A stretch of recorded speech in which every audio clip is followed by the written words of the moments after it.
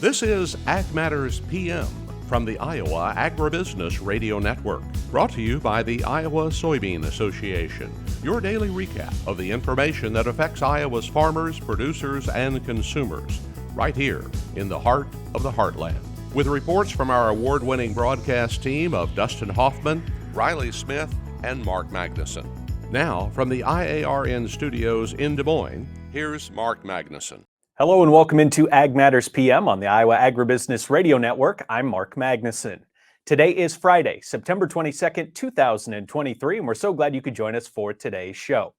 In today's episode, I will be joined by Kyle Ruth of John Deere as we talk about some of the new technology involved in the new balers from John Deere. We'll also have a check of the ag weather outlook, but first, let's run down the markets. It's time now for the Ag Matters PM Closing Market Summary, your source for market analysis and settlement prices from the day's trade in Chicago, courtesy of the folks at agmarket.net. At the end of another trading day, we are joined now by Jacob Burks of agmarket.net. Jacob, what did we see take place in the grains today? Realistically, we didn't see a lot take place in the grains today. The corn market, I think, has ended up being a 4.25 cent range on the whole day. Look at the soybean market. You've seen that trading about a 10 to 11 cent range across there. So we end up closing positive after such a negative day yesterday, and the markets just got beat up from some of the outside macroeconomic and just fear of the marketplace. We to be green across the screen today in the corn, beans, and wheat. We'll just call it a win on Friday and go home for the weekend. And Jacob, you hit on it. It seems like there's just a lot working against the markets this week, and kind of goes back to the news that we learned this week when we think about the interest rate limits. Those are staying at the same, or the interest rates are staying at the same numbers, not going to move down. We talk about the river levels are slowly dropping, as we know, and then that, of course, raises those freight rates. And it's just the harvest pressure on top of it as well. So there's just a lot of factors that are all combining to work against the markets right now, isn't it? Yeah, I mean, you just put a lot in there that said, hey, everything that we have right now says this grain price is too high, except one thing, and it's a hope and a whim that maybe our yield numbers are not accurate that we're trading on right now. Maybe that we're going to actually have a smaller production number when we come into that October report, and then we evidently look to the January report to have that final number. So everything that we have telling us right now, even the hawkish comments that, hey, if inflation continues to stay high and we haven't seen the economy start to hurt, we might continue to raise interest rates. So yeah, yesterday was that at that point was just the market saying there's just nothing out there that we can find positive except for maybe the yields aren't out there. So those numbers are starting to come in, and we continue to know more about the crop that's out there. But at this point right now, the market's stayed stagnant. It stayed stagnant for a long time. And so that's not always the worst thing when you have a lot of weight on top of a market. And we're just waiting on potential lower yields, and maybe some demand shows up somewhere else outside the United States. Jacob, we know that harvest pressure right now is happening because guys are getting out in the fields, and I know your coworker, Matt Bennett, talking with him this morning, he's already out harvesting. In talking with your clients right now, you're in a different location, but what is, the harvest looking like in your area right now? Right here, we're kind of wet, drizzly, nasty, so there's guys out there in the fields. I drove up through the eastern part of Iowa yesterday, saw some combines in the field, combining corn. So you're starting to hear those sporadic reports, and I can go. My customer base is kind of all over the Midwest, and you can get these sporadic reports. 50 acres here. Guys getting started. And the theme that I put together, because it's the most unscientific research that you can probably do, is just calling and asking and talking to guys. But if you look at what the consensus has been is hey, I was expecting terrible. The mentality of the farmer right now has been prepare for the worst and hope for the best. And I think that's kind of the deal. Everybody's been pleasantly surprised so far, but maybe they weren't expecting a whole lot either. And I've heard a lot of comments of better than expected corn. Some of the southern guys that I've had beans, I've heard some numbers that have been very good beans, but they weren't in the dry spots. And I think to get to the meat of the problems, we're going to be patient. Jacob, on the other side of the ag marketplace, what took place in the livestock complex today? Well, the live cattle had a strong rebound throughout the day. We were actually negative. We started out the day. It's 3 days in a row of just chopped back and forth.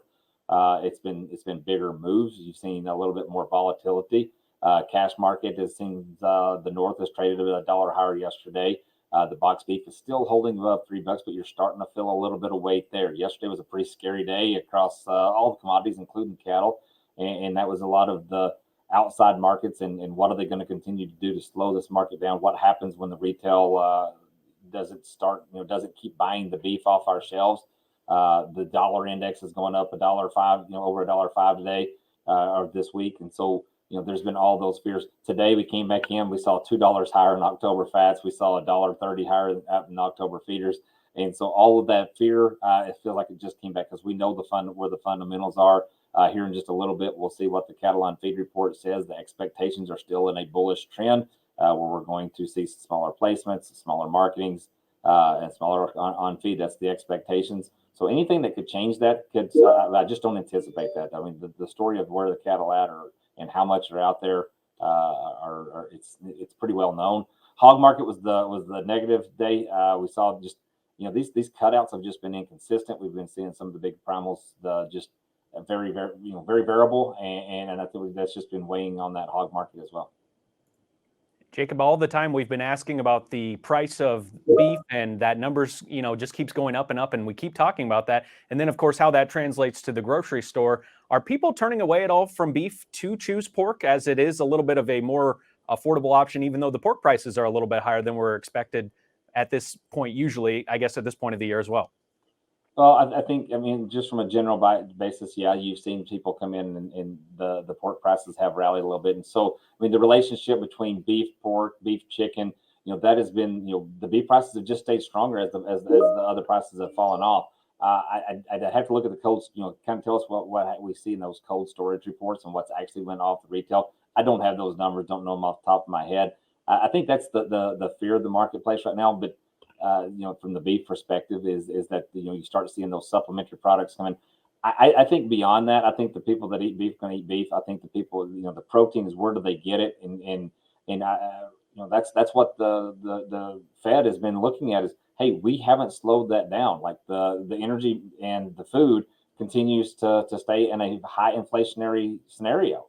And people haven't slowed down eating that protein, eating that beef. So until we start to see, the wages come down, until we start to see unemployment rise, that's right now that is good for our beef industry. When that happens, when that turns over and rolls over, that's when I would think you could see these beef prices and retail prices start to really take a hit. Jacob Burks of agmarket.net, our guest. Jacob, what's the best way for our viewers to get in touch for more marketing information? Jay Burks at agmarket.net. Go on to agmarket.net. Look our 30-day free trial of our intel. That's all of our commentary. We'll get you set up where you can make sure you see what we have and what our thoughts are. Well, Jacob, we appreciate you joining us on the show here today. Have a great weekend, and we'll speak again soon. Hey, thanks for having me. Y'all have a good weekend. Enjoy. Thank you to the team at agmarket.net for our closing market analysis. Let's take a look now at those closing numbers, courtesy of the folks at Bar Chart. December corn up 2 even at $4.77 1/4. November soybeans up 2 1/2 at $12.96 1/4. December soybean meal down $2.30 at $3.85.80. December soybean oil up $1.22 at $59.62. Chicago wheat up 4 1/4 at $6.06 1/2. Minneapolis wheat up 3 1/2 at $7.87 1/4. Kansas City hard red wheat up 1 1/2 at $7.18 1/2. March oats up 6 1/2 at $4.41 1/4. On the Merc, October live cattle up $2.10 at $187.07. September feeder cattle up 82 cents at $254.10. October lean hogs down $1.42 at $81.52. October pork cutout down $1.42 at $92.37.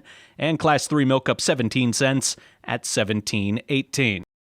And that's been a check of the markets here today on AMPM. It's time now to take a quick break to hear from our sponsor, the Iowa Soybean Association, and the Soy Checkoff. And when we come back, I will be joined by Kyle Ruth of John Deere as we talk about some of the new technology involved in the new balers from John Deere. This is AMPM. Iowa Soybean Association is driven to deliver for Iowa's 40,000 soybean farmers. We're proud to provide objective agronomic research, a helping hand with soil and water stewardship, and timely industry news powered by the Soybean Checkoff. Learn more at iasoybeans.com. You're watching Ag Matters PM on the Iowa Agribusiness Radio Network. I'm Mark Magnuson. Today, I'm joined by Kyle Ruth of John Deere as we go over some of the new technology involved in the 1 Series balers from John Deere. Mark Magnuson for the Iowa Agribusiness Radio Network, and I'm here today with Kyle Ruth with John Deere, and we are talking some of the new baler technology that is right here on display at Farm Progress. Kyle, what has you very excited about what's going on at Farm Progress this year with this baler setup? Yeah, Mark, well, appreciate the time. So this year we've got some new technology that we're launching with our new 1 Series round baler called Bale Documentation. So here's an opportunity for customers to get that really important and crucial bale data into John Deere Operations Center to help them make better decisions. So Kyle, was this something that was brought about from the John Deere side? They said, you know what, this is something that needs to be implemented. Was this something that farmers, growers came to you guys and said, hey, this is something that we need? Right. I think a great combination of both. So much like on our production and precision ag equipment, documentation has been around for some time. So really the ability to understand from a location-based analysis, how did I do throughout the year? You know, what's my report card? So here's an opportunity to bring that kind of information from the baling sector into Operations Center for the first time. And I think, honestly, customers are ready for that change and are excited about the future. So Kyle, what kind of information, what kind of data are you going to be able to learn with this technology? Yeah, of course. So if you purchase a 1 Series baler with a moisture sensor or scale, we've got a lot of great information that can end up in John Deere Operations Center. We think about a field analyzer map that gives you your yield throughout the year per cutting. We've got the opportunity to show moisture as well. And then in cab on the display, we've got the opportunity to see that bale weight, the individual moisture. So whether you're in the cab and you're making adjustments on the go, or you're analyzing from afar and monitoring your machines, let's say you've got some hired help, or you want to look at the end of the year and see how you did throughout the year, there's an opportunity to look at data in a lot of different ways and really make some informed decisions about it. Kyle, if you didn't have that information and then all of a sudden you did have all of that information, it would feel like your world has completely shifted. Have you seen that when you introduce farmers to this kind of technology? Yeah, I think farmers who are maybe not as intertwined with our large ag or production and precision ag space, where documentation might feel new to them, I think they're really excited about the opportunity to see that information, really help make informed decisions. So we're hoping they use it to either, supplement some additional fertilizer on their perennial hay crops, or maybe it's an opportunity to pull some alfalfa out of production because they haven't seen that continual yield increase or things are trailing off. So I think there's an opportunity for them to use it in a lot of different ways, and we really think it's going to add value to their operation. And does this information and data tie into the rest of the operation from not just the baler side of it and things that you're learning about your hay and your fields with the haying and that side of the things? Does it tie into everything else as well? Yeah, of course. So we've got a lot of great information. If you've got a modem or MTG present on your tractor, there's some additional information that you can also analyze, things like engine hours, other important codes that you may want to analyze about your individual machine. That's an opportunity to do that in Operations Center too. And then of course, if you think about the other production system, corn and soybeans, small grains, if they intertwine any of those with hay and maybe they loop those into production, it's going to fit right in there with the rest of those types of crop systems. Kyle, something we talked about today, kind of the central theme has been always having the latest and greatest technology. So yes, you get the great technology, but as soon as you roll off the lot, there's probably that nagging feeling in the back of your head that something new is going to be coming. So can you make those upgrades potentially down the line when they need to be made? Yeah, I think there's going to be an opportunity as we add additional software to, we've got a new implement monitor called the G5E that comes with the 1 Series baler.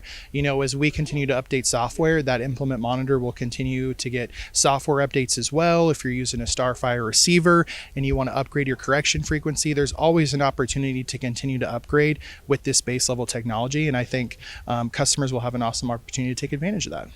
So thank you so much, Kyle, for taking the time to join us here today. Is there anything else you'd like to let our listeners, our viewers know about back in Iowa when it comes to this new technology and the latest and greatest with this baling technology? Yeah, of course. So we've opened orders on the 1 Series baler. These are the first round balers from John Deere that'll have the opportunity to use bale documentation. Go out and have a conversation with your local dealer or visit deere.com for more information. Kyle Ruth, our guest here today at John Deere's display at Farm Progress. Kyle, thank you so much for the time. Have a great rest of the show. You bet. You too. Thank you to Kyle Ruth of John Deere for that interview at the Farm Progress Show. Let's turn our attention now to the Ag Weather Outlook.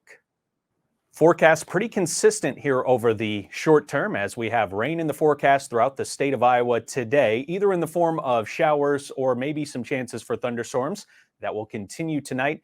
Also kind of the story for tomorrow as the rain filters through the state. And in fact, we got some rain here in central Iowa recently, just a couple of days ago. So the rain making its way through this portion of the Midwest over the next few days as well. So let's turn our attention now to the National Weather Service and what's in store for the next 24 hours. As you can see from the National Weather Service, widespread chances for showers and thunderstorms today, highs expected 71 to 78. Widespread thunderstorm chances continue statewide this evening, with low temperatures expected in a 60 to 65 range. For Saturday, breezy and windy with thunderstorm chances, and highs expected 73 to 81. And now taking a look at our affiliate weather map for Saturday. Cherokee with chances for thunderstorms, then thunderstorms, high of around 73. Shenandoah, thunderstorms and breezy, high of 80. Des Moines, a chance for thunderstorms and windy, high around 81. Albia, chance for thunderstorms and breezy, with a high temperature of 80. Waterloo, chance for thunderstorms and windy, high around 80. Clinton, mostly sunny, with a high of 81. For a more detailed forecast in your part of the state, make sure and check with your local Iowa Agribusiness Radio Network affiliate. And that will be very important as that rain is scattered throughout the state. Make sure you can check on your local area from your local Iowa Agribusiness Radio Network affiliate. And that brings us to the end of the Ag Weather Outlook. That also brings us to the end of this episode of Ag Matters PM.